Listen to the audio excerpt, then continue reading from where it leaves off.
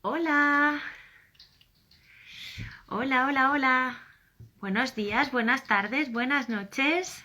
Desde donde nos estéis viendo, cuando nos estéis viendo.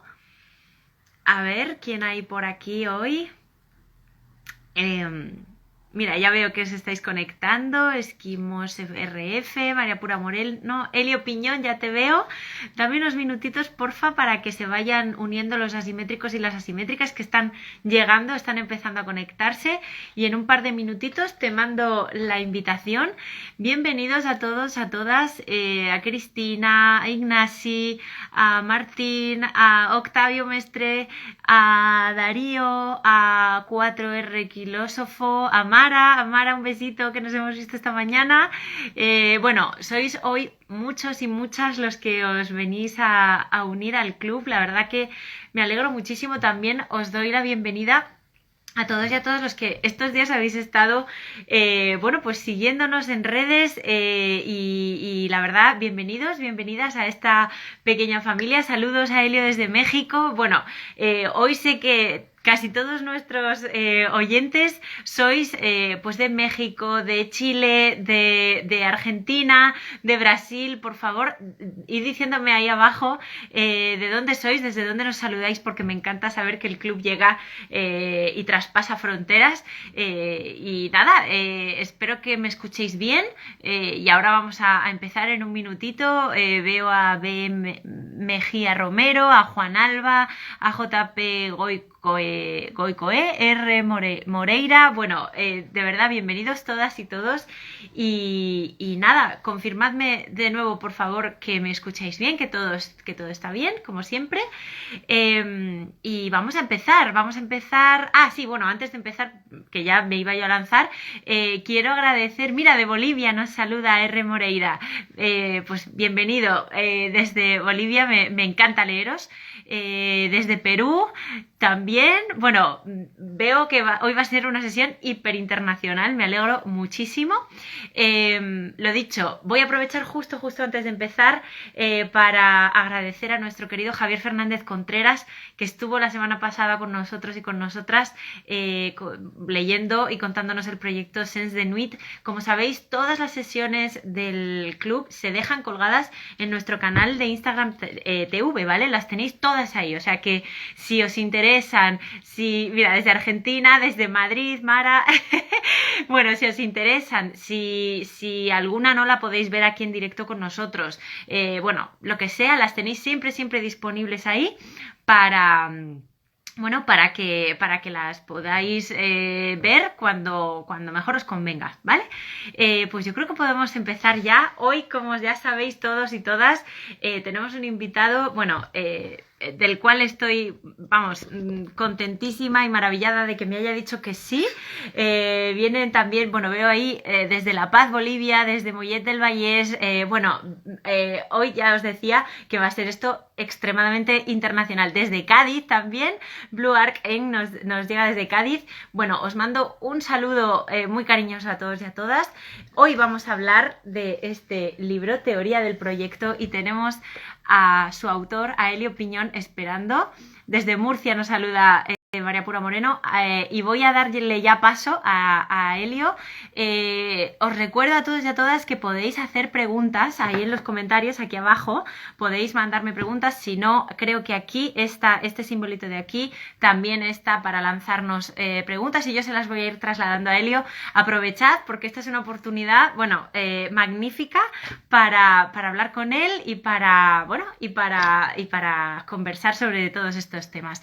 Nos saludan desde Barcelona, desde Montevideo. Bueno, gracias de verdad a todos y a todas. Elio, te mando ya la invitación y empezamos con la sesión. Vamos allá. A ver. Ya está. Vamos a ver que vaya todo bien con la conexión, con todo. Ayer probamos y salió todo perfecto. Vamos a cruzar los dedos que siga así. Y a ver si ahí le veo. Hola, Elio. Hola, ¿qué tal? ¿Cómo estás, ¿Cómo María? estás? Qué Muy bien, alegría tenerte aquí, de verdad. O sea, qué maravilla contar contigo. Gracias. estoy encantado. Tú dirás, y además es mi bautismo de Instagram, o sea que Cierto, es te- verdad. tengo un pequeño problema. Yo no sé si el sonreír daría más credibilidad a lo que diga, porque estoy muy impresionado cuando veo a los locutores de DIMAX hablar de la fusión del carbono con una Ujú. sonrisa en los labios. A veces me pregunto, ¿cómo es posible hablar de esas cosas sonriendo? Pero por lo visto sí. Pues Yo es posible. intentaré acostumbrarme, porque si no sé que quedo demasiado adusto. Pero en fin, tú me ayudarás, que tú Bueno, lo haces muy yo bien. te ayudo, yo te ayudo, yo sonrío mucho, de hecho me lo dice y me dice, Sí, María, sonríes mucho. Y digo, bueno, es es lo mejor, que es mejor, no sé si es es mejor, mejor. pero desde luego es lo que me sale. Y yo estoy de verdad, esta sonrisa no es fingida para nada porque estoy extremadamente contenta de tenerte hoy con nosotros y con nosotras, Elio. Si te parece, yo sé que todos y todas las que estáis entrando ahora mismo conocéis perfectamente a Elio, sabéis quién es, yo lo sé, pero me parece siempre de rigor, como te decía ayer, Elio, en la prueba, Claro, presentar a mis invitados y hoy contigo no va a ser de otra manera. Así que te presento y empezamos con la sesión, ¿te parece? muy bien, muy bien. Fenomenal. Bueno, pues Elio Piñón es arquitecto, doctor en arquitectura en 1976 por la Escuela Técnica Superior de Arquitectura de Barcelona, la ESAP, y catedrático de proyectos de arquitectura también en la ESAP desde el 79. Fue miembro fundador de la revista Arquitecturas Vis y es miembro de la Real Academia de Doctores de Barcelona. Entre los años, entre el 98 y el 2002 fuiste vicerrector de programas culturales de la UPC y has impartido, Elio, conferencias por todo el mundo. Se puede ver en la sesión de hoy la gente que está entrando desde donde nos saludan, porque te tienen muchísimo cariño en todas partes del mundo, nos están saludando pues desde muchísimos sitios, así como los que tú has visitado como docente, pues Francia, Italia, Suiza, Portugal, Chile, Bolivia, Ecuador, Uruguay, Colombia. Saludos a todos y a todas los que nos estáis viendo desde estos países y desde otros, que estoy convencida de que estáis ahí detrás. Autor de más de una veintena de libros cuyo centro de gravedad teórico es el sentido estético y la vigencia de la arquitectura moderna, podemos destacar entre ellos, pues por ejemplo, Reflexión histórica de la arquitectura moderna, curso básico de proyectos, Elio Piñón, Pasión por los sentidos.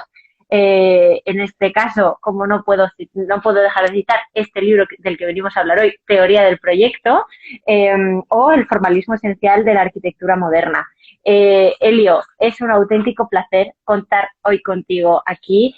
No paran de llegar saludos para ti en los comentarios, pero yo quiero entrar a la cuestión que venimos a hablar hoy. Es este libro, Teoría del proyecto, que hemos reeditado. Ahora vamos a hablar de este tema. Pero si te parece, te voy a empezar así con una pregunta ya abierta, Sí. y ¿qué es la teoría? ¿Qué es la teoría para ti, Elio? Cuéntanos.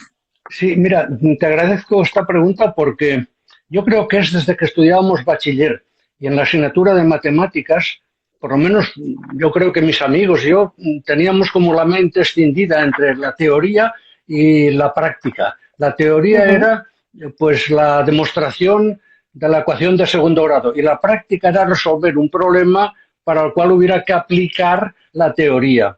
Bueno, pues esto, que en el bachiller era muy cómodo y nos aclaraba muy bien las cosas, yo creo que esto ha sido particularmente pernicioso para otras actividades, porque ha creado esta idea de que la teoría es una especie de manual de instrucciones, de manera que si lo sigues, las cosas te salen bien.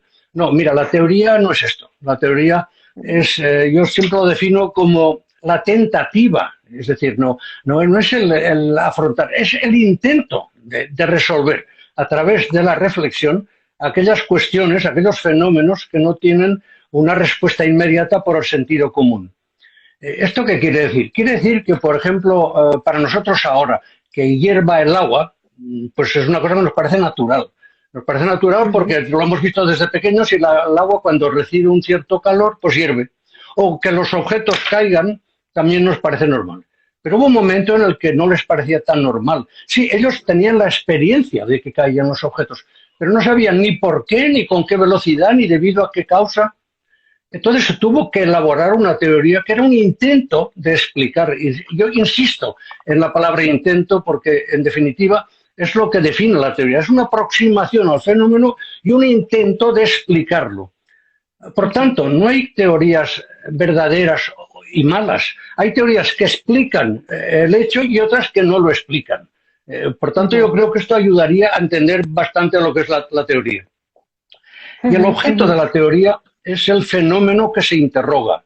No son los libros que han hablado antes de la teoría. Ahora, exacto. Y este tema, porque claro, en sí mismo el título del libro, ¿no? Teoría del proyecto, es casi como una especie de, digamos, de dicotomía dentro del propio título, ¿no? O sea, está la teoría, que es la teoría del pensamiento, lo que trata de explicar, y luego el proyecto es la práctica, ¿no? O sea, ¿cómo es esto? ¿Cómo es esta situación?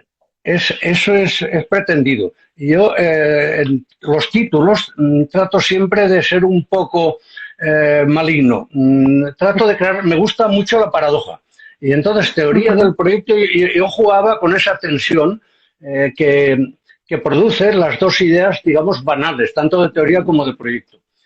En realidad, yo diré que más que teoría del proyecto, en realidad, pero no solo este libro, un poco todos mis libros podían llamarse diferentes episodios de una teoría de la arquitectura moderna.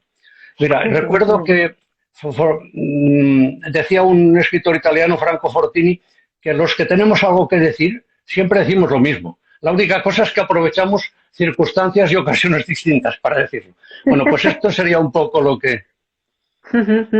Esto es muy interesante, Elio. Luego te voy a hacer más preguntas porque, claro, yo tengo aquí un montonazo de preguntas para ti, pero vamos un momento a por qué la teoría y por qué ahora. ¿Por qué volver a publicar este libro ahora?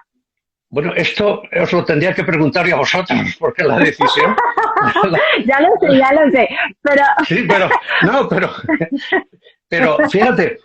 un libro que se publicó por primera vez hace 16 años, del cual una gran parte de los textos son de hace 20 o más, y que se refiere a una arquitectura que se abandonó hace 60, que ahora se publique, a mí esto me anima porque me hace pensar que no me he equivocado tanto en mis, no predicciones, yo no hago predicciones, pero en mis hipótesis.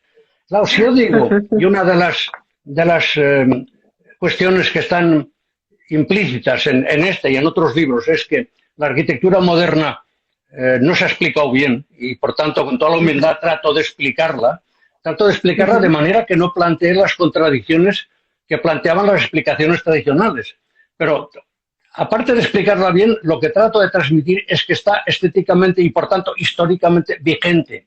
Bueno, pues sí, efectivamente un libro que se refiere a un hecho que ocurrió hace 60 años sigue interesando, y eso seguro que vosotros lo sabéis y por eso habéis afrontado la reedición, de alguna manera está verificando aquello que se dice en el libro. Exacto, eso es. Y además, esta cuestión, yo voy un momento a lo que comentabas de la teoría moderna, ¿no? Porque claro, no es solo hablar de la teoría en general, entendida como una teoría en general, sino que tu teoría explica esta teoría moderna y aplica la teoría moderna. O sea, ¿por qué es la modernidad la que ampara esta teoría? Mira, en realidad, yo cuando era muy joven, yo no sé si tenía 18 años o 20 años, descubrí que había una manera distinta de hacer edificios. Yo en aquel momento no tenía ningún antecedente arquitecto en mi familia, es decir, que no venía determinado por nada, pero tuve una sensibilidad especial para valorar lo que después resultó que era la arquitectura moderna. Y me di cuenta, esto era en los años 60, cuando yo tenía 20 y pocos años, que eso se estaba clausurando, estaban tratando de quitarlo del medio. A mí eso me pareció una irresponsabilidad y además me pareció una grosería. O sea, me pareció que un acontecimiento que entonces no sabía, pero ahora sé, que es de los más importantes de la historia de la arquitectura. Una revolución como esta no ha habido en toda la historia. Que se abandonase 25 o 30 años después de aparecer las primeras obras y sobre todo que se abandonase en el momento en el que estaba produciendo el máximo nivel de calidad, eso no sabía explicármelo, pero me parecía una barbaridad. Bueno, pues he dedicado mi vida intelectual y docente a aclarar esto. Porque además en el libro, en Teoría del Proyecto, tú cuentas que claro, que justo en ese momento en el que se empieza a desmontar la teoría, bueno, la teoría no, la práctica de la modernidad, sí. La práctica de la modernidad, digamos que esa modernidad estaba al servicio de la sociedad, respondiendo desde el oficio, ¿no? Todas estas cuestiones. ¿Qué pasó ahí? Yo lo siento por los sectores de la crítica que se deberían sentir responsables. Bueno, ya no, porque muchos de ellos ya son muy mayores o no están. Pero lo que ocurrió fue que, como digo, un sector de la crítica, pero muy influyente, pues decidió que la arquitectura moderna estaba traicionando los objetivos iniciales con los que había aparecido. Y es curioso porque los objetivos que, según ellos, estaba traicionando eran los rasgos que ellos le atribuían, no los objetivos, diríamos, objetivos de la arquitectura. O sea que este sector de la crítica comete dos tropelías. Por una, atribuir a la arquitectura moderna unos propósitos que jamás nadie de los arquitectos modernos había planteado. Y segundo, al ver que estos propósitos, que como digo, no son ciertos, no los cumple, entonces dicen, hay que cambiarla. O sea que es una barbaridad tan grande que a mí me maravilla cómo gente, incluso gente culta, que está y estuvo muy claramente implicada en esta operación, digamos, de acoso y derribo, no se dieron cuenta de lo que estaban haciendo. Que la sociedad la estaba aceptando. Es evidente, mira, el The New Brutalism de Rainer Banham está publicado en 57 o 58. En el año 58 se acaba el Seagram Building de Mies van der Rohe. O sea, si esto no les dice nada y siguen, hablaremos después de Banham, pues diciendo que estaba traicionando porque los arquitectos no hacían lo que dijeron, porque a ellos les interesa más lo que dijeron que lo que hacían, porque eran incapaces de apreciar lo que hacían. ¿Y qué es lo que decían los arquitectos pobres? Los mejores arquitectos modernos en general no tenían mucha preparación teórica para decir nada.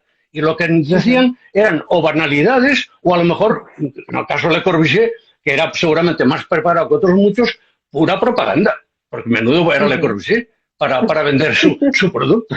Para venderse, sí, desde luego. Sí, y además esta cuestión...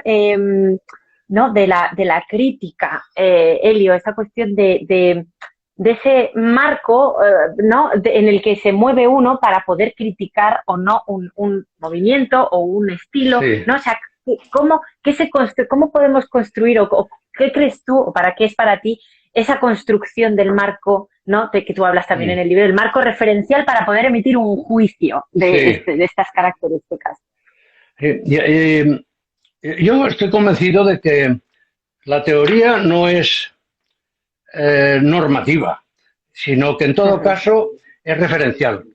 Es decir, la teoría no sirve, como decía antes, para aplicarla y obtener un resultado.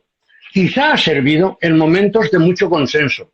A principios del XIX, por ejemplo, cuando el neoclasicismo pues, había llegado a su máxima expresión, a su máxima fecundidad, etcétera, un personaje como Durán podía, en su libro, en 1802-3, podía decir, si usted quiere construir un palacio neoclásico, pues mire, trace dos ejes, toma una distancia aquí, la ponga allá, tal. Que dices, hombre, sí que banaliza. No, no banaliza. Da una orientación muy precisa para gente que está muy desorientada, porque en realidad hay muchas cosas que no se discuten, que se deben aceptar, porque ha conseguido. Pero en unas situaciones como las nuestras, de ahora y de hace 50 años, en que no es tan solo no hay consenso, sino que coexisten pequeñas doctrinillas, como yo le llamo a veces, que son contrapuestas. Entonces, ¿quién tiene para decir, aplicando esto saldrá bien? No. La teoría establece un marco, que es un sistema estético dentro del cual se tiene que inscribir uno u otro. A mí me es igual. Si hay otro, que expliquen el otro. Yo explico que es lo que creo. Si hay otro, yo estaré encantado, pero que luego me enseñen lo que hacen. Ya verás cómo no me lo enseñarán. Bien, pues lo que ocurre es que si tú quieres proyectar con criterio y con sentido, tú tienes que tener ese marco, tienes que tener ese horizonte estético. Llevamos 60 años sin horizonte estético. ¿Cómo la arquitectura debe ser mala como es? No puede ser buena de ninguna manera, porque nadie sabe a qué referirse. Si te cambian el horizonte cada 10 años o cada 7 años, tú no sabes lo que está bien y lo que está mal. Pero hay otra cosa. Hay otra cosa y es los críticos. A mí se me puede decir, y se me dice a veces, sí, pero tú hablas siempre de los que proyectan y tú mismo no... Bueno, no me dice que yo no proyecto, yo proyecto muchísimo, pero tú no construyes, no. Yo, como dije yo alguna vez, yo dejé hace 25 años la profesión para dedicarme a la arquitectura.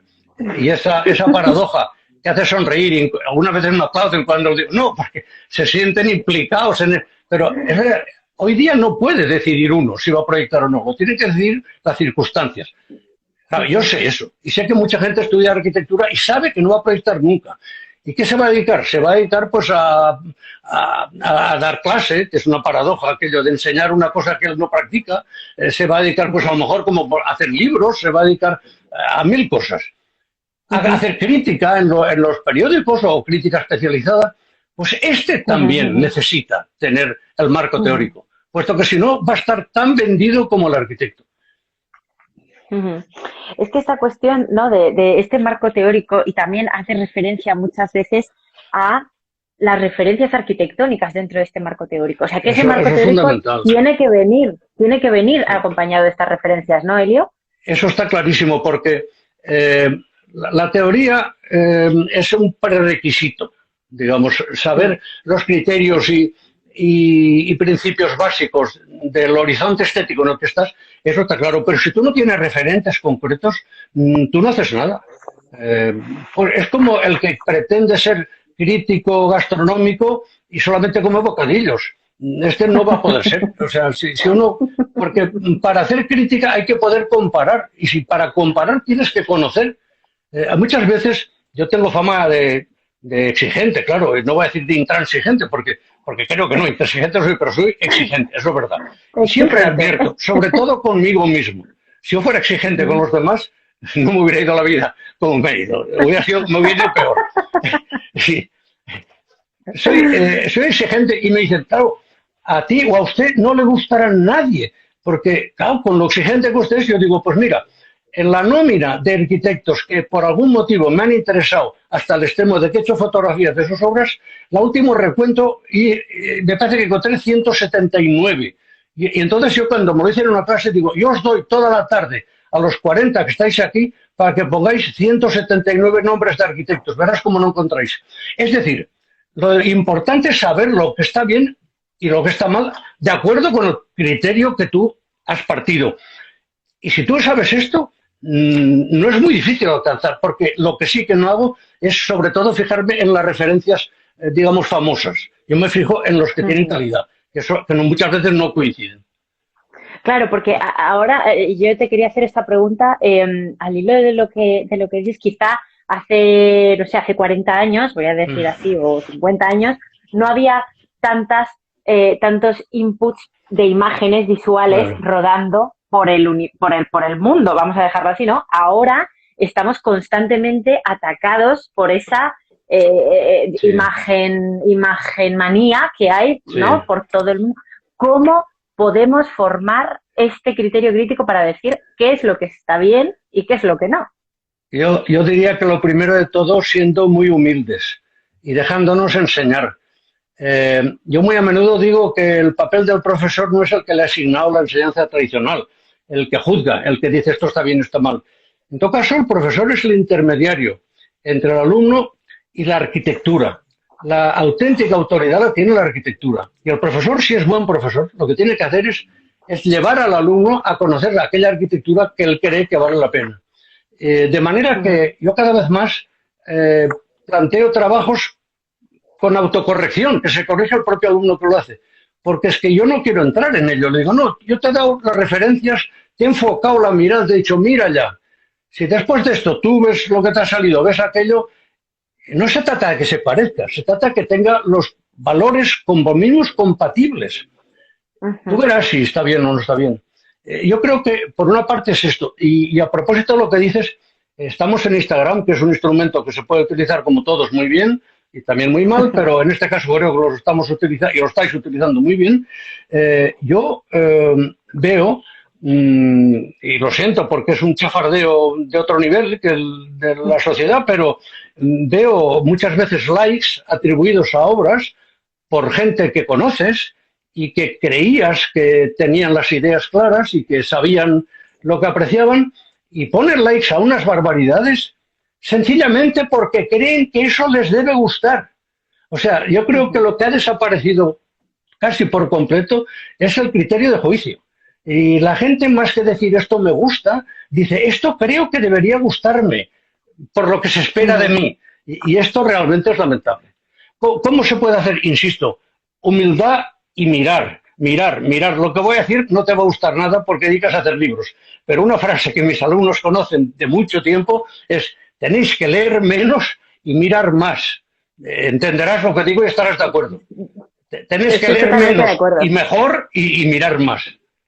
Exacto, yo creo que está justo ahí lo que has dicho tú, ¿no? En el criterio de juicio, o sea, saber lo que uno tiene que leer y por qué elige leerlo, y mirar más para encontrar todo ese rango espectro dentro de lo que uno está trabajando, ¿no? Y yo creo que aquí hay una pregunta también, ¿no? En cuanto al lenguaje, ¿no? De este marco referencial del que justo hablábamos hace un momentito, este marco visual. Tú propones este lenguaje, el de la modernidad, ¿no? Ese lenguaje que en un momento dado se transforma. Y este lenguaje, Elio, ¿cómo lo ves tú? Porque claro, hay muchísimos estilos arquitectónicos y artísticos, ¿no? Como para elegir, ¿no? Pero ¿qué tiene de característico este lenguaje moderno que nos permite referenciar visualmente este momento? ¿No? Creo que lo primero que hay que hacer es olvidarse de esa palabra que tú utilizas, olvidarse de la palabra lenguaje, porque está en el origen de muchas confusiones. La arquitectura moderna se explicó mal, en este momento creo que todo el mundo lo debe saber, por arquitectos o críticos muy importantes, no diré nombres, unos haciéndola depender de una nueva moral, y nos hablaban de William Morris, un medio arquitecto y medio artesano del siglo XIX, que yo cuando era joven reconozco que yo repetía lo que me decía el libro aquel, pero yo nunca más lo entendí. Otros hablaban que era debido al funcionalismo, de que ahora se hacían edificios funcionales, como si en la historia no se hubieran hecho edificios funcionales. La gente tuviera que dormir boca abajo, no sé qué idea. Otros que era la racionalidad, que era prescindir de las cuestiones artísticas, menudos los modernos, como para ser racionales. Es decir, cada uno decía, y la solución la tenían ahí delante. Lo característico de la arquitectura moderna, yo casi diría que se limita en sustituir la simetría por la equivalencia. Estas dos manos son simétricas y estas dos son equivalentes. Y estas dos cosas, según cómo, son equivalentes también. Y suprimir la jerarquía por la clasificación.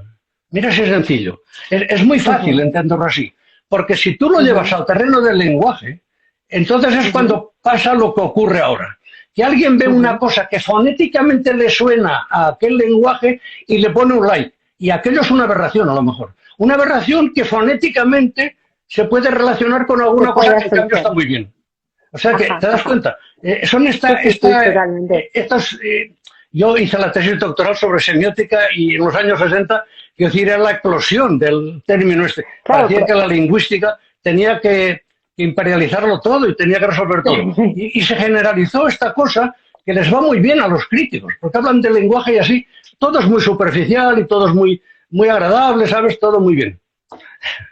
Sí, no, porque, claro, yo te preguntaba por el lenguaje porque en tu libro, claro, tú precisas, o sea, haces muchas precisiones sobre el entendimiento de la modernidad, ¿no? O sea, por ejemplo, otro concepto que tocas, por ejemplo, es el de la transparencia, ¿no? Todos, bueno, y sobre todo, y consistencia, más el de la consistencia es fundamental. El de la consistencia es lo que hace que un sistema de relaciones entre elementos se arruine si cambias la posición de uno de ellos. O sea, es aquello que Kant, el filósofo, llamaba finalidad. Y finalidad análoga a la finalidad de los seres vivos, puesto que si las vísceras de una persona o de cualquier animal la cambias de posición, pues seguramente acabas con la vida de esta persona, porque es una finalidad interesada en prolongar la vida, en que la cosa no pare. Pero lo curioso y lo fantástico del arte y, por tanto, de la arquitectura es la finalidad sin fin, puesto que si un edificio decimos que está bien porque tiene todas las cosas donde tienen que estar. Todo lo más que podremos decir es que es cómodo, es que es útil, pero no podemos decir que está bien. Yo a veces a mis alumnos les utilizaba la siguiente paradoja. Veía una escalera en un sitio que a mí me parecía que no era el sitio de la escalera. Que, vamos, que en el conjunto de relaciones aquella escalera no estaba bien. Y le hacía la siguiente pregunta. Si no hubiera que subir arriba, que fuera un proyecto que se acabasen o que hubiera otra manera, tú esa escalera la seguirías poniendo ahí. Y me miraban así como diciendo, hombre, si no hubiera que subir arriba, ¿para qué quería yo la escalera? Y yo decía, pues entonces quítala. ¿No te das cuenta? Porque si una escalera está bien, tiene que estar bien y además poder subir arriba. Esto yo sé que es complicado, pero es que además 2 minutos acerca de una situación súper extraña en la que no tan solo viven los que tienen ahora 40 o 50 años, sino que vivimos los que tenemos casi 80, desde que empezamos. El no haber convenciones imposibilita el criterio de calidad. La calidad aparece cuando hay mucha gente operando dentro de un marco determinado. Entonces apreciamos dentro de ese marco lo que está mejor, lo que está peor, se establece una gradación y entonces aparece el que es buen arquitecto, el que es menos buen arquitecto. Pero claro, cuando cada uno dispara en una dirección, entonces no hay manera ni de comparar, no hay manera ni de establecer. Y entonces el propio criterio de calidad desaparece y aparece otro criterio que ha sido horrible, que es el criterio de novedad. Y esto ha sido lo que ha pervertido todo. Porque todo resulta que ya cualquier cosa, no hace falta ni que sea nueva, cualquier cosa que se presente como nueva o que parezca nueva, no importa que sea la cosa más robada del mundo, eso ya se valora. Y eso realmente, eso es una pena. Totalmente, y además, bueno, es que como estás sacando tantos temas, Elio, yo me los estoy apuntando a ver si me da tiempo a preguntarte por todo. Pero, por ejemplo, en el libro también comentas, en el capítulo creo recordar que es forma y materia, precisamente este tema, ¿no? Cuanto uno más usa un material, más, o sea, ¿no? Parece que, o sea, la cuestión del material, ¿no? O sea, cuanto más lo usa uno, más a prueba lo pone y mejor funciona al final. Eso es así. Y es que eso se ha hecho a lo largo de toda la historia. O sea, una de las cosas que a mí me impresionaban hace 40 años cuando empezaba a estudiar la arquitectura moderna era que el episodio arquitectónico anterior a la modernidad fue el neoclasicismo, el clasicismo, vamos, entendiendo por clasicismo lo que los libros llaman renacimiento, lo que llaman manierismo, lo que llaman barroco, lo que llaman neoclasicismo, que en el fondo es el gran ciclo del clasicismo. Bueno, eso duró entre 350 y 400 años. Qué curioso que una cosa más compleja que todo eso, como era la modernidad, que tiene menos agarraderos, que no actúa con una simetría tan dominante como el clasicismo, pues en 15 o 20 años ya haya que liquidarla. Era una cosa que casi estadísticamente ya se veía que era aberrante.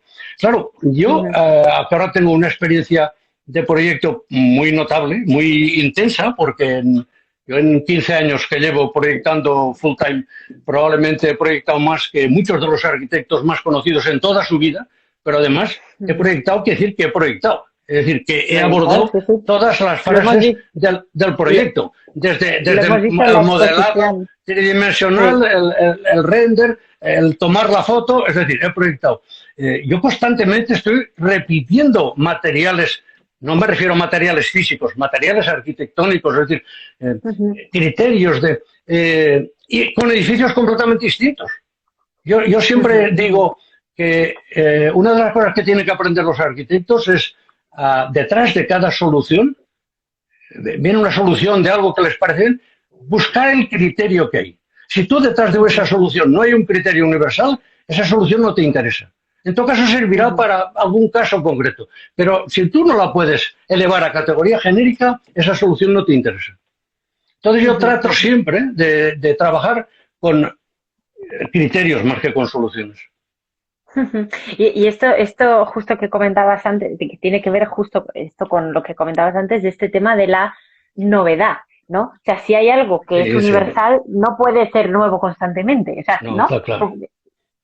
Mira, la arquitectura que yo hago se siente concernida por la arquitectura de las primeras dinastías egipcias hasta la de finales del siglo XIX. Es decir, me siento responsable de toda esa arquitectura. Y por tanto, esa arquitectura me interesa. Por tanto, lo que yo digo Es algo que tiene que ser, o me gustaría que fuera útil en todos esos momentos por los que ha pasado la arquitectura. En cada momento se hubiera usado de una manera, pero el criterio, digamos, tendente a la universalidad estaría en todas ellas. En lo que se está haciendo en los últimos 60 años, no tan solo no se sienten concernidos con nada de lo de antes, sino que ni siquiera se sienten concernidos con lo que va a hacer el mismo arquitecto el trimestre siguiente. Por tanto, eso no, yo llamo a ese periodo la arquitectura post-artística, porque así ya no nos enfadamos. La arquitectura post-artística es una arquitectura que no necesita ya ni apoyarse. Al principio sí, al principio todavía se apoyaban en el aura del arte para proponer. No, ahora ya no.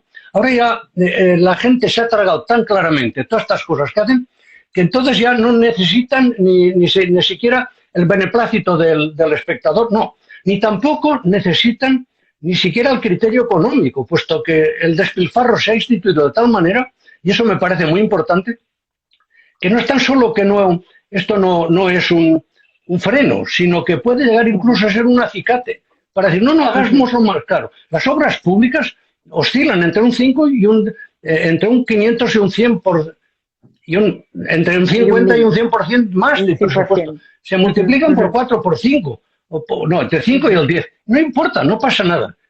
Si esto tiene éxito y eso consigue poner la ciudad en el mapa, que parece lo que interesa, está todo bien. Claro, es que todas estas cuestiones que dices también a mí me llevan a otra pregunta que tenía preparada, que era este tema de la arquitectura y el arte, ¿no? Porque yo creo que ese concepto también está un poco, tú en el libro lo aclaras, vamos, cristalinamente, o sea, lo dices además, a ver si, no sé si voy a encontrar ahora mismo a ver, yo creo que sí que lo puedo encontrar. Si me permites, Eli, un segundito, a ver si doy con el párrafo. Sí. A ver. Ay, no lo encuentro, pero dices, o sea, no te quiero parafrasear mal, pero tú dices que efectivamente no es que la arquitectura sea arte, sino que tú encuentras muy pocos ejemplos de arquitectura que sean arte de verdad, porque se han cometido como aberraciones grandes en nombre del arte, ¿no? Entonces, ¿cuál es esta relación entre la arquitectura y el arte y qué ha pasado aquí? Mira, es un tema que te agradezco que lo plantees porque daría para mucho, pero es igual. Apuntamos hasta tal punto los arquitectos nos sentimos avergonzados de lo que se hace en nombre de la arquitectura y por tanto del arte, que hay muchos. Yo tengo amigos, arquitectos y teóricos, digamos, o por lo menos críticos solventes, gente que escribe, que han llegado a proponer que la arquitectura no sea considerada un arte, para ver si así separan las barbaridades que se hacen en nombre de eso, ¿no? Que la arquitectura es un arte es algo que no se puede discutir. Cuando estudiábamos bachiller, no sé qué curso era, en cuarto o en quinto, había un libro que se llamaba Historia del Arte, y bajo arquitectura, escultura, pintura. O sea, no tan solo es un arte, sino que es el primero de los tres que ponen los libros. Por tanto, ¿quién va a dudar eso? Ahora, ¿que el arquitecto es un artista? No necesariamente. No necesariamente. La medicina tiene una componente científica clarísima. ¿Que un médico es un científico? Yo no me atrevería a decirlo. Un médico es alguien que utiliza criterios científicos para técnicamente resolver enfermedades. Los arquitectos ocurre lo mismo. Entre los arquitectos, incluso entre los arquitectos que lo hacen bien, hay arquitectos que no son unos artistas ni van a ser nunca, pero además, ¿qué nos importa que sean unos artistas o no? Es una pregunta que yo nunca hago. O sea, el edificio es buenísimo, pues ya está, no hablemos más. ¿Qué es que es más artista el que es un poco más inventivo? No, pues seguramente para mí no. Para mí es más artista el que es más refinado a la hora de resolver una solución de no sé qué, o a la hora de disponer un vídeo en no sé qué sitio. O sea, ¿sabes? Es un tema muy resbaladizo, pero lo que no se puede hacer son dos cosas. Por una parte, en nombre de la arquitectura arte, hacer barbaridades, y segundo, como consecuencia, decir que la arquitectura no es un arte. Fíjate que son los dos extremos. Ni lo uno ni lo otro. Ni lo uno ni lo otro, claro. No. Claro, porque hay muchas corrientes, comentarios que apelan a la arquitectura bien como una función puramente técnica y otras sí, que se aferran a esta cuestión de lo artístico, ¿no? Para, bueno, para, en fin, hacer ciertas cosas o, como tú muy bien decías antes, poner a una ciudad en el mapa, por así decirlo, ¿no? sí, sí, Entonces, sí. ¿dónde nos debemos o dónde crees tú que se debe uno quedar o cómo nos podemos agarrar a ese equilibrio, ¿no? Mira, yo cuando miro ciudades en los programas estos, no hay que decir más, y todo el mundo sabe a qué me refiero, que ves las ciudades desde el aire, lo comentaba el otro día en Castellón, que paso muchos ratos. Yo de momento pues paso una tarde y le digo a Teresa, esta tarde he estado en Estocolmo. Y me dice, ¿cómo? Digo, sí, sí, he estado mirando. Sí, porque me paso mucho rato. Yo miro mucho. O sea, la gente cree que me Ujú. paso el día leyendo. No, no, yo miro muchísimo, miro muchísimo. Entonces, ves que en casi todas las ciudades, y bueno, esto en España es muy evidente, tú ves un casco más o menos medieval, quizá con origen romano, etcétera, que tiene esa pinta que tienen todos los cascos, de Madrid, fantástico, tal. Después ves un ensanche, más grande o más pequeño, pues en este caso el de Barcelona más grande que el de Madrid, también un ensanche, y después viene aquello que yo llamo las extensiones, que eso ya no sabes de quién es, si tiene padre, desconocido, eso ya es can piquipugi, que dicen aquí, ¿no? Entonces, es curioso porque mientras la arquitectura la hicieron los maestros de obras, que no tenían título de arquitecto, la ciudad es presentable. Y la ciudad, como decía el otro día en Castellón, si viniera un alienígena y viera aquello, diría, caray, aquí detrás hay una mente rectora, hay alguien que ordena esto. Cuando empezamos los arquitectos, ahí ya dirían, estos ya, ahí ya hicieron suspensión de pagos, aquí pasó alguna cosa, ¿no? Bueno, pues yo creo que un ejemplo que yo pongo para hablar de este tema es cuando Alberti hizo en 1400, a finales del siglo XV, el Palazzo Rucellai en Florencia, eh, pues hizo un edificio que fue novedoso respecto a los de Brunelleschi, a pesar de que Brunelleschi, pues como había hecho aquella cúpula y esto tiene un punto de serial televisivo, pues lo ponen con letras más grandes. Yo creo que dio un salto realmente definitivo para la arquitectura clásica Alberti, pero Alberti tenía un maestro de obras, un encargado, que era un chico relativamente joven, que se llamaba Bernardo Rossellino. Y el Bernardo Rossellino le dirigió muy bien la obra y le resolvió los problemas sobre el proyecto que había hecho Alberti. Y hasta tal punto se hizo conocer a Alberto el Rossellino que cuando empieza el Papa Piccolomini tuvo que hacer su palacio y su iglesia y tal, fue al Rossellino, no fue a Alberti. Y el Rossellino le hizo una pequeña mejora, que ahora no es el caso de explicar, respecto a lo que Alberti había hecho en el Palazzo Rucellai de Florencia. Yo no sé si a partir de ese momento a Bernardo Rossellino le dieron el título de arquitecto, pero yo se lo doy. O sea, sí, quiero decir que a lo largo de la historia los arquitectos eran constructores que en un momento dado habían demostrado que eran capaces de trascender lo meramente lógica constructiva del trabajo. Pues yo creo que algo parecido habría que hacer. Mira, Elio, nos mandan varias preguntas a ver si consigo recuperarlas porque las han ido dejando aquí en el cuerpo de los comentarios. Sí. Viri Riosap nos pregunta, ¿qué características, en torno a esto que estamos hablando, ¿no? ¿Qué características debe tener un arquitecto para ser considerado como artista? Nos pregunta, que yo no sé si la pregunta igual es, ¿debe un arquitecto ser considerado artista? Ahí lanzo Sí, las sí. dos. Bueno, ya he dicho que es yo le aconsejaría a este chico o chica que no se preocupase por esos temas, son absolutamente irrelevantes. Pero yo se lo voy a aclarar. Mira, el arte, por definición, por definición, ¿no? Y por historia. Yo cuando me refiero al arte, me refiero a lo que se ha llamado arte desde el año 2000 antes de Cristo hasta 1950, diríamos, ¿eh? O sea que son bastantes años, prácticamente 40 siglos. El arte, ¿qué es lo que tiene en común todos esos artes de todas esas épocas? Pues el construir una realidad artificial dotada de consistencia formal análoga a la de los seres vivos, pero, como decía Kant, que es mi gran referencia en el campo de la estética, una finalidad, que quiere decir una cohesión no interesada, como he explicado antes, que tienen los seres vivos. Si una persona es capaz de... Pero claro, esto es la idea general de arte. En arquitectura, ¿qué querría decir? Querría decir que cada vez que nos encargan un trabajo, tenemos que coger la lista que nos hace la señora o el señor de las habitaciones, todo lo que quiere, y entonces ponernos tensos para ver si consigue. No. El arquitecto lo que tiene que hacer para ser un artista, primero, saber quiénes han hecho cosas similares a él antes. Segundo, entenderlas y no quedarse con el lenguaje que tú te referías, que es lo que generalmente se quedan los arquitectos. Y tercero, buscar qué es lo que tienen en común todas ellas y qué es lo que aspira a universalidad, los casos concretos que se resuelven en ellas. Y entonces sí, abordar el programa que le han dado. Pero también le aconsejaría otra cosa a esta persona que comenta esto, no sé si es él o ella, que no se fíe mucho de los programas.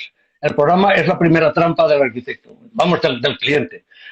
No hay manera de hacer casas a medida de un programa. Nunca, los grandes arquitectos nunca han hecho casas a partir de un programa. ¿Alguien piensa que Mies van der Rohe le pidió a la doctora Farnsworth un programa para hacer la Farnsworth House? Seguro que no. Y me dirán, hombre, sí, por eso acabaron mal. No. ¿Alguien piensa que Le Corbusier pidió a la señora Savoy para hacerle la villa aquella? Pues Le Corbusier tiene 3 o 4 proyectos distintos de la Ville Savoy que yo, cuando era profesor en activo, los explicaba, en el cual el definitivo fue aquel en el que el programa lo consiguió ordenar a partir del edificio. Otra de las frases que yo suelo decir, yo no resuelvo edificios a partir de programas, sino que resuelvo programas a partir de edificios. Y eso no me lo he inventado yo, eso lo he aprendido de los arquitectos a los que admiro. Mira, Elio, nos siguen. La lista que has mencionado antes de esos 179 referentes ha suscitado, vamos, muchísimas preguntas. Y es más, alguien ha dicho que había que publicarla. Creo que ha sido Mapout quien lo publica. Y entonces nos dice R. Moreira que si podemos verla en algún lugar o en este caso yo te pido que igual nos des ahí algunos nombres de esos 179 que tú tengas ahí en la cabeza. Yo os puedo decir enseguida 2 docenas de nombres, pero no lo voy a hacer, que no los conocen la mayoría de los que están escuchando. No, lo que explicaré es cómo he hecho esta lista. Yo, por mi edad probablemente, más que por otros méritos, pues tengo mucha experiencia, he viajado mucho y tengo una especie de, no predilección, pero tengo un compromiso con Latinoamérica porque llevo 40 años formando profesores en Latinoamérica. Eso me ha hecho ir mucho a Latinoamérica, a universidades, a dar cursos y a dar módulos de máster. Y como en Latinoamérica tienen una buenísima arquitectura moderna, y lo repito, que la gente esto no lo sabe, una buenísima arquitectura moderna, por razones que también otro día podríamos explicar, pues me gusta ir por la calle, antes con la cámara, ahora con el teléfono. No utilizo nada más que el teléfono, es suficiente. Y tampoco es de alta gama, o sea, que es un teléfono discreto. Y voy fotografiando cosas. Y luego, pues cuando llego a la clase, les digo, tal edificio, tal sitio es fantástico, tal, y se quedan así. Ay, pues seguramente tiene razón, pero no me había fijado. Bueno, ese es el problema. O sea, los arquitectos, estos 179, muchos de ellos yo no sé cómo se llaman. Yo os diría edificios, y los tengo con una X. Pero son edificios buenísimos. Pero edificios que como no son de nadie famoso, y te comentaba antes que la gente más que apreciar piensa lo que cree que debía decir que le gusta, pues son edificios hasta que no alguien, y me dice, es que tú eso lo puedes decir tú. Hombre, yo también he sido joven y también he comprometido mi juicio como todo el mundo. O sea que en realidad no se trata de saber quiénes son los que me interesan a mí para enseguida seguirlos.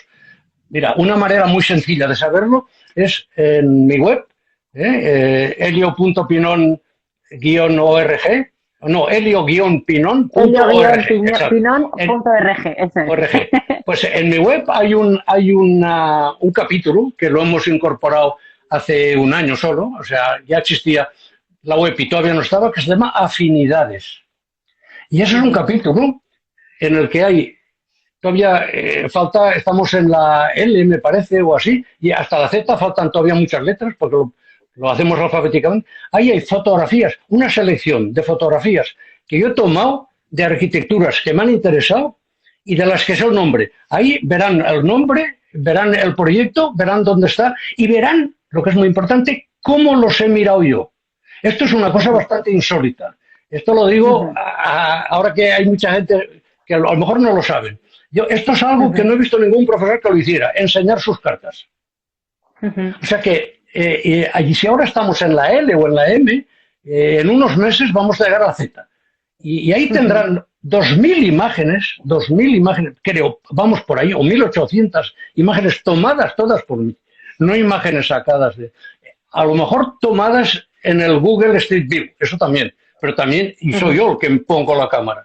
Yo me gusta poner la cámara, porque no trato de que no vean el lenguaje del edificio, sino que vean el criterio que en ese momento ha dado cuenta de ese problema especial que había.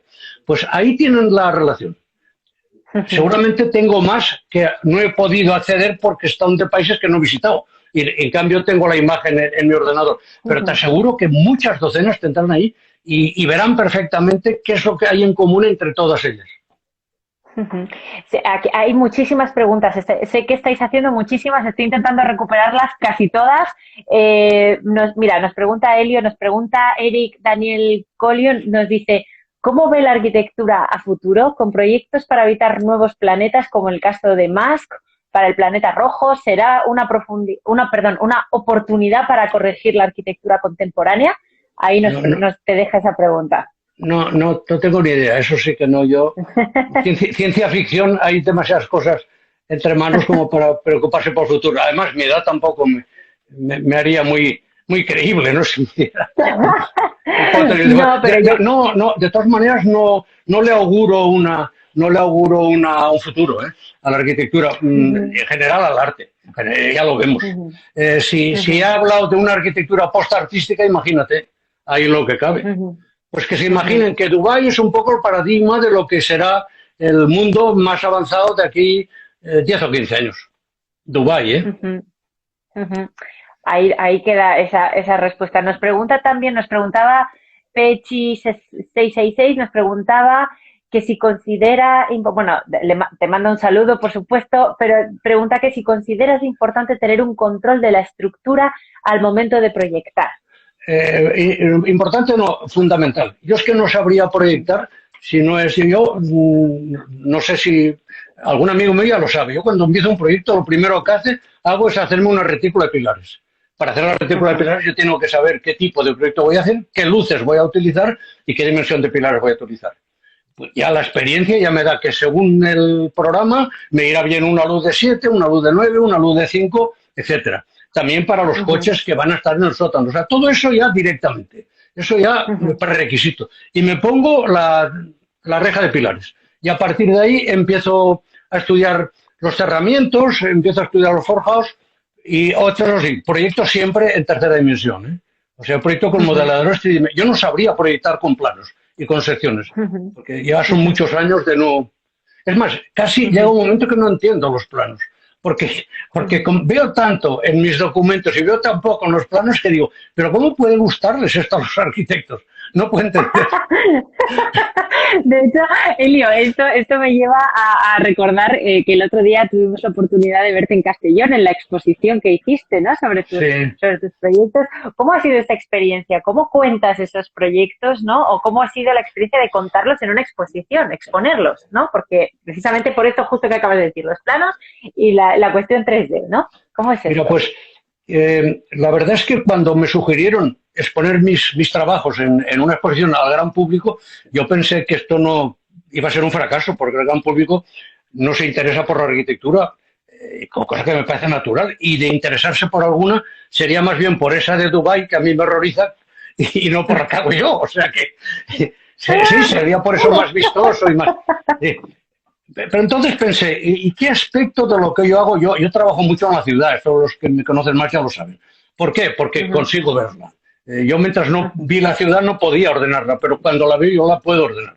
Y claro, cuando trabajas la ciudad trabajar los edificios y los espacios públicos entre ellos. Entonces pensé, pues probablemente dedicando la exposición no tanto ya a los edificios cuanto a los espacios públicos, los escenarios de la vida, esto podrá interesar más a la gente.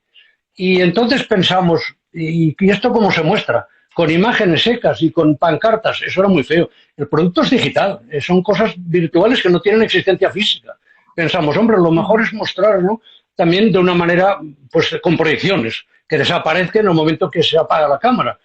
Y eso sí, tratamos de gestionar las imágenes fijas a base de pequeños zooms y algún traveling y fundidos, consiguiendo la ilusión de un vídeo, lo cual pues hacía que la gente se lo tragase bastante bien. Y un proyecto a lo mejor que tenía 17 o 18 imágenes, pues tardaba 2 minutos o 2 minutos y medio en verse. Siempre con pocos segundos y fundido y otro. Es decir, fue un proyecto sobre los proyectos en realidad. Y la verdad que creo que la experiencia estuvo bien, porque parece que ha ido muy bien y el catálogo que han hecho es fantástico. Es fantástico, lo tenemos, mira, bueno, no me lo he traído aquí a la mesa, pero vamos, lo tenemos aquí. Yo doy fe porque estuvimos allí, la verdad que la exposición merece y merecía la pena. Ojalá pueda itinerar, Elio, ahí te lo digo. Sí, el Colegio de Arquitectos de Castellón creo que va a tomar la iniciativa de itinerarlo, sí, porque es muy fácil además de itinerar. Es muy fácil, además el material, el contenido es extremadamente sencillo, ¿no? Mira, nos pregunta P-Minch20, dice, ¿qué es lo que piensa acerca del cambio? Precisamente hablando de este tema, ¿no? De la representación, del cambio y el impacto que se ha dado en la representación del diseño antes los planos que eran a mano y ahora que hay infinidad de aplicaciones donde renderizar, ¿no? Traigo esta pregunta, Elio, porque yo sé que tú trabajas desde ahí, desde esa renderización y desde esos trabajos 3D. Sí, a mí me parece, pero fíjate que el que pregunta llama representación y no dice concepción. Yo creo que lo peor, o sea, lo más irrelevante de todo esto es la representación. Lo más importante es la posibilidad de concebir una cosa sabiendo realmente lo que estás haciendo y pudiéndola ver.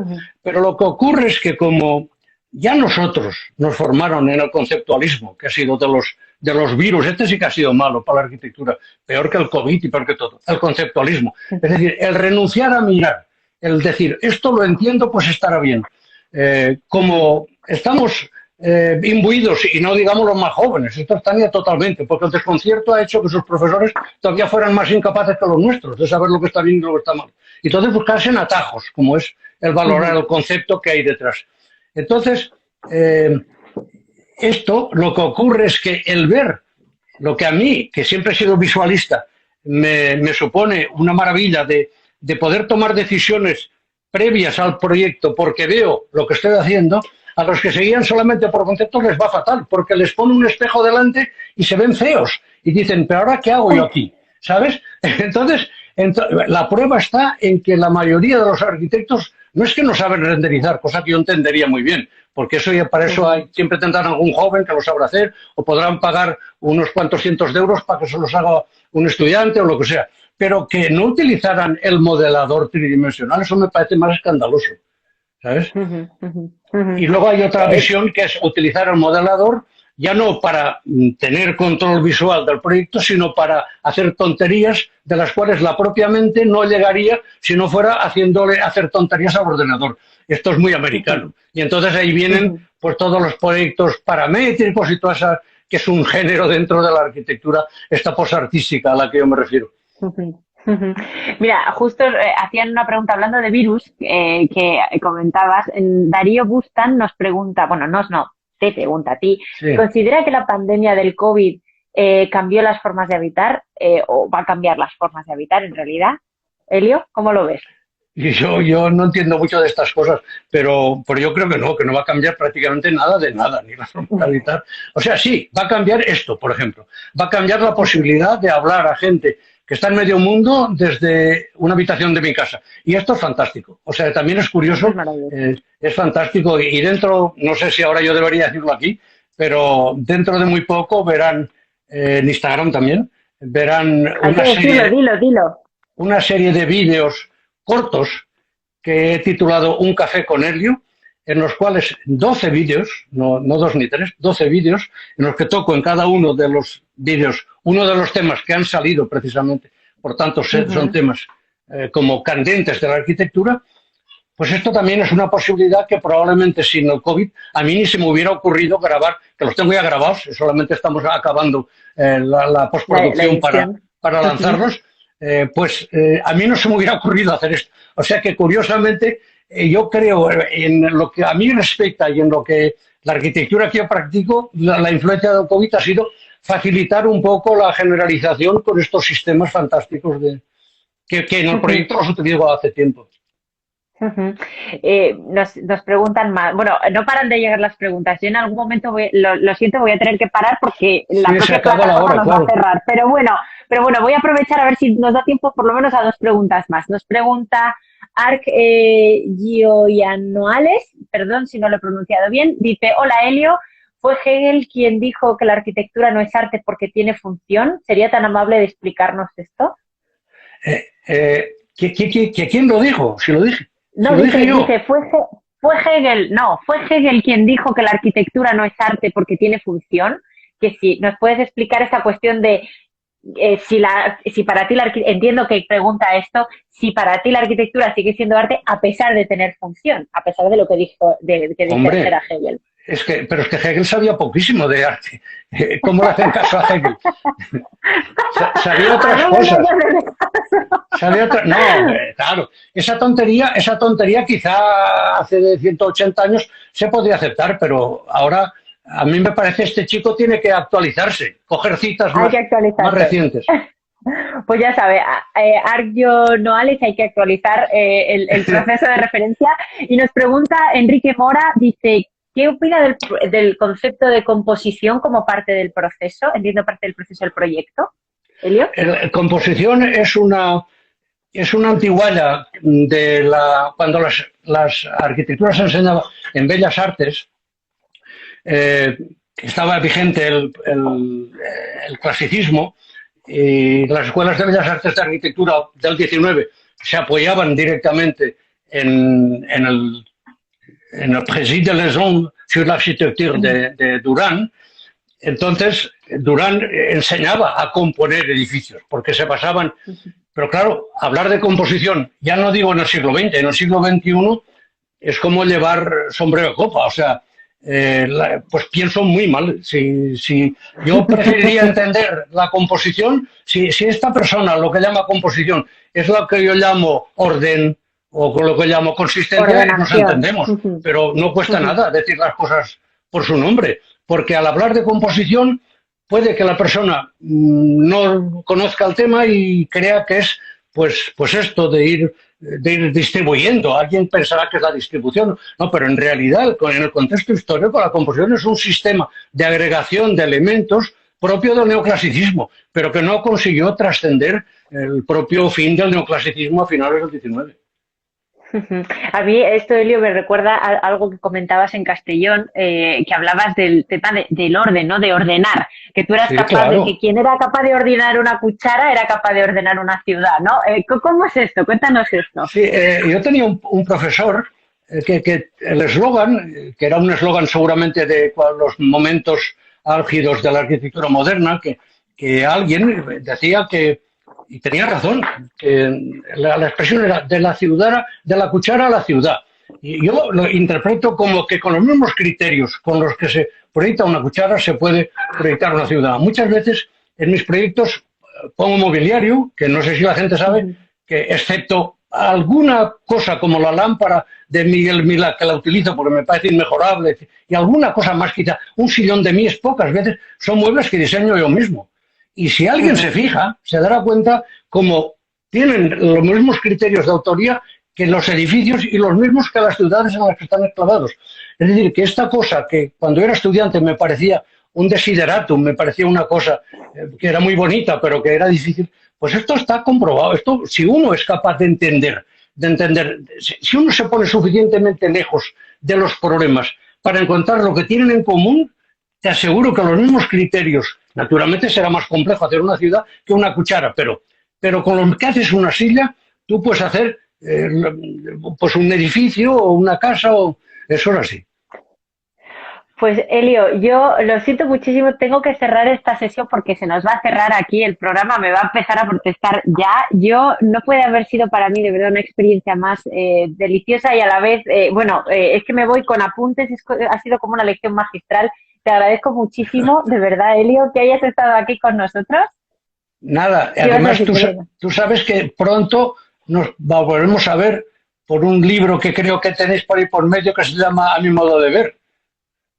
Ah, sí, sí, también, Ah, también. o sea que nos iremos Sí, sí, viendo. por supuesto.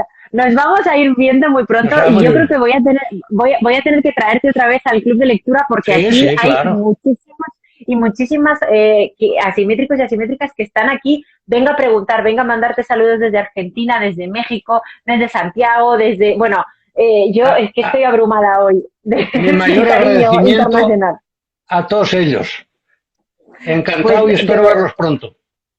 Pues muchísimas gracias a todos y a todas los que estáis ahí detrás. Ya sabéis, Teoría del Proyecto está disponible en librerías. Por supuesto, ya sabéis que os pido siempre que vayáis a las librerías. Si lo queréis comprar en nuestra web, pues también está disponible. Pero yo me temo, Elio, que te voy a tener que volver a llamar para venir aquí y seguir hablando de todos estos temas que son de verdad maravillosos. Por favor, no os perdáis un café con Elio en su cuenta de Instagram, que ya podéis ir todos y todas a seguirle porque va a estar fantástico. ¿Cuándo los vas a lanzar, Elio? ¿Sabes cuándo los vas a lanzar o todavía Me no? gustaría dentro de un par o tres de semanas. De momento saldrá el anuncio y haremos un poco, digamos, de publicidad o de información y enseguida ya. Fantástico. Semanal, Pues semanal, por favor, semanal. atentos y atentas todos porque vais a tener oportunidad de escucharle en esas charlas, yo no me las pierdo. Elio, te mando un abrazo enorme, te mandan abrazos todos, pues mira, Octavio Mestre te está mandando abrazos, Tevi Barrera también, bueno, te mandan muchísimo cariño, te están mandando un cariño inmenso y yo te lo mando desde aquí para que nos podamos ver pronto, muy pronto ya, ojalá en presencial también otra Muy vez bien. y Sí, sí. cuídate mucho, ¿vale? Cuídate mucho, Elio. Vale. Buenas noches, gracias. Gracias. Buenas noches. Un saludo. Chao. Gracias a todos y a todas. Chao.